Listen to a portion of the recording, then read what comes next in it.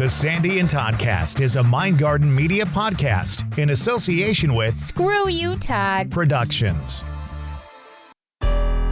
Broadcasting from two very different yet magical places not found on any map. Get ready to discuss the strange, weird, ghostly, crazy, spooky, and odd things that take place around us each and every day. All while having a little bit of fun. This is the Sandy and Toddcast. Is the dog breathing like that, or is it growling, or like, what is it doing? Oh, she's probably just breathing close to me. She's not growling. She's so cute. She sounds like she's snoring. I know. Oh, Devo's snoring. He's laying next to me. That's what it is. Okay. Yes. Now, is that your Boston? No, that's my other boxer. Oh, okay. I have two boxers and a Boston. I was like, how could she be making that kind of noise? That makes more sense to me. Because I'm like, because I'll tell you, my Spike, the Boston, is a snorer. We laugh. Oh my gosh, he's terrible. He is terrible.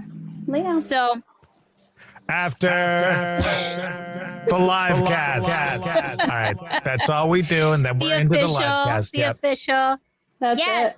So I was saying that, like, you have a different personality that's very laid back and everything. And I really enjoy that because it's so easy to have a conversation that way. Yeah. So, yeah, I really I'm enjoy not that. always like that. No, I have my moments. Yeah. You should have seen me at work today. The manager came around the corner with the assistants, and I'm like, I've been back here a week, and I just want you to know that I'm ready to quit. But then I was done. I'm like, okay, I'm fine now. You know what? That's how I am in my life at this stage now. I'm just like, you know what? If I'm not happy or something's going on, you're going to know about it. That's just how it goes. That's how it is. I don't care And then anymore. you get it out and you're done with it. And then you're It's like, fine. okay. Yeah, and then you move on. You're fine. Yeah. So if only I would have done that like my whole life. I think back and all the times that I did this, and I probably shouldn't have. You know, I should have just spoke my piece and said my thing and let it out, and then I would have been okay. But you hold so much back. You just hold so much in. But we're kind of taught to be that way too. I mean, I'm thinking about, like, you know, growing up and in my family, kids were seen and not heard. Mm-hmm. And if you were heard, you got the crap beat out of you, you know? And so for me to be introverted as a kid, I mean, that's just the way it was. That's the way I was. That's the way my sister was. My older sister was the one who was just, you know, very outgoing and all that kind of stuff because she was a bully. But she's gonna kill you. That's okay. Yeah, she's still at this age, even when, you know, nearly 60 years old, she'd still kick my ass. But so one of the things I wanted to do in the After the Livecast was ask you about five crystals. Like, what are the 5 crystals you really feel like everybody should have? I feel like everyone should have rose quartz. Okay, now wait, that's the little, like, it's kind of pinkish in color, right? Yeah. Yeah. Okay. So that one is like self-love and unconditional love. And you said your healing actually started from that, right? Like you had to heal starting at self-love. Yeah, but that wasn't my first crystal. So what's funny that I've learned about healing is that when things make you feel uncomfortable, there's a reason for it. So like I had this trauma issue with purple. Purple vape made me feel really uncomfortable, and I couldn't figure it out until I started uncovering the layers. This is total side conversation, sorry. It's okay. But it was the same thing with rose quartz. I didn't like pink at all. Now I like buy things that are pink. Like I had to get to that point where I could love myself again. Yeah. And heal enough that I was comfortable around pink. Now I have purple things because I healed that trauma incident from when I was a young girl. So I don't have that trauma connected to that anymore. Does that make sense? Yeah, absolutely. It does. Yeah. Absolutely. So yeah, rose quartz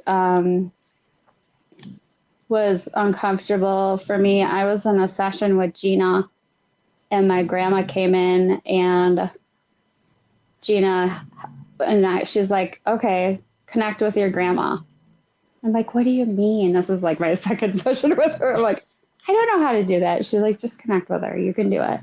She's like, you're way more gifted than you think you are. I'm like, okay. So then I connected with her and she's like, okay, what is your grandma holding?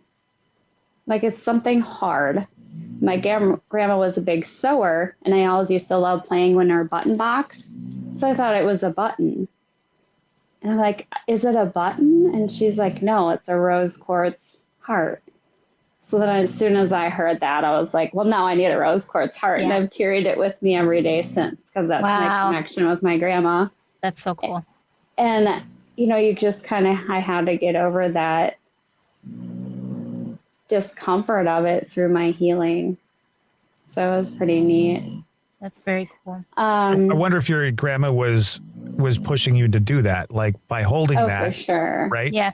Yeah. Oh, yeah. She was very gifted too. And it was weird too. So I learned that I identify my grandma and my grandpa as my parents, because when I was little, I lived with them and my mom, but I had, I remember them as being the bigger part of my upbringing. Mm-hmm. Right.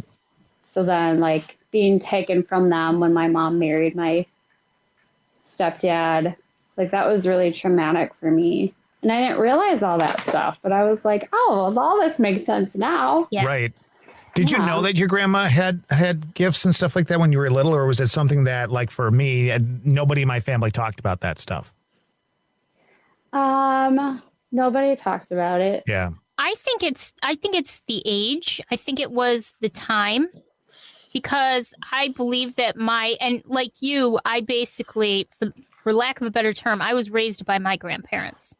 I spent every weekend, every holiday, every summer with my grandparents for years, all growing up. And my grandmother, now looking back on it, Yvette, I'm pretty convinced that my grandmother had abilities.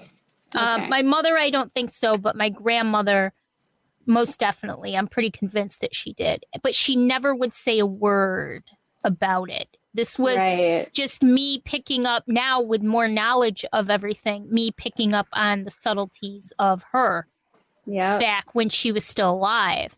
So I think a lot of times, like Todd's family, I think it was just the time that nobody wanted to talk about those things. Yeah, sort of like mental illness as well. Nobody wanted to talk about mental illness in those times. Right. So, yeah. Yeah, that's true. Yeah.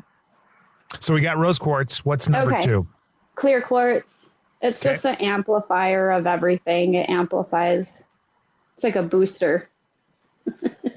So I'm going to ask some dumb questions probably, but let's say the mood is bad. Is the clear quartz going to amplify that nastiness? No. So there's no crystal that brings the bad mood. So the clear quartz is going to amplify. So let's say there's a negative energy and you bring in black obsidian or black tourmaline, and you throw a clear quartz with it. Gotcha. It amplifies the ability to kibosh the negative energy. Yeah. If that makes sense. Yeah, I think I should get a suit of the black and the crystal quartz and I just wear it all the time. You know what? It's interesting It's interesting you say that, because when I go on investigations, I take black tourmaline with me and I take clear quartz with me as well. Perfect. You already know. Always. So I think it's different for everybody because my big protector stone is black obsidian. Mm-hmm. But some people really connect more with black tourmaline. Yeah. I think everybody's a little bit different. I think it's more where you feel comfortable, your comfort level with probably a crystal. Right. You're going to know. When you pick up the two, you just feel the difference in the energy. And then you're like, okay, that's this one. It's that simple. Yep. All right. So number 3, what do you got? I would say black obsidian / black tourmaline. They're kind of going to go, it's going to be one or the other. So that'll be 3 and 4. And do they both do the same kind of They both do Similar. the same kind of thing. Okay. Yeah, similar. I would say the black tourmaline also is so you guys both should have this in your studios and workplaces. Well, Todd, your workplace, like that helps protect you from like all the electricity and the rays and all that. So it does a lot with that. So does Shungtite. So like for me, Shungtite works better for that. I wear it right next to my Apple Watch every day. Because I was getting wrist pain from wearing this. Not because it was like touching me, but like actual pain in my wrist. I'm like, well, what can I do so I can still have that? So I started wearing the Shungtite and it went away. I've never heard of that Me either. before. That's new to me. Yeah. How do you spell that, Yvette? Shungtite.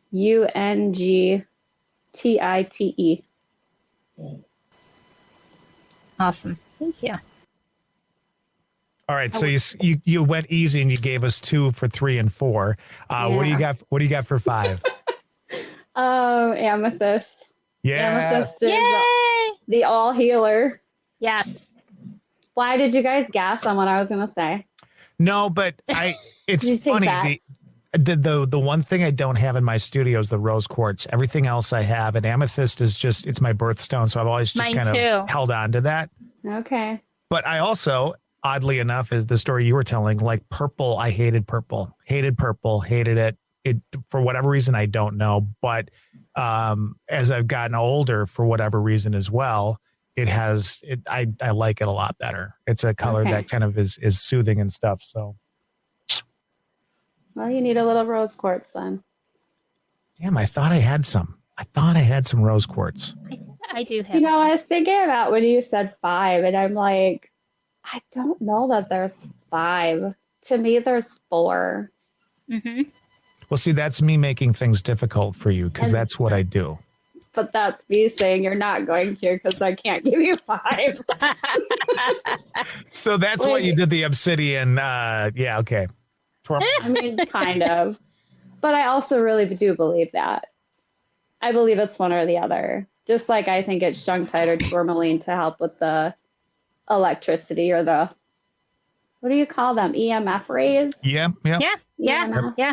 Okay. My setup is pretty much the same as Todd's. I work from home in my studio. So my studio, and that's where I have my bowl, my smudging stuff, my crystals. Like your singing bowl? My singing bowl. Yep. Okay. Yep. Everything. No, in here. her I didn't other- know she Hot bowl. Well, or we singing are. bowl. Oh, sorry.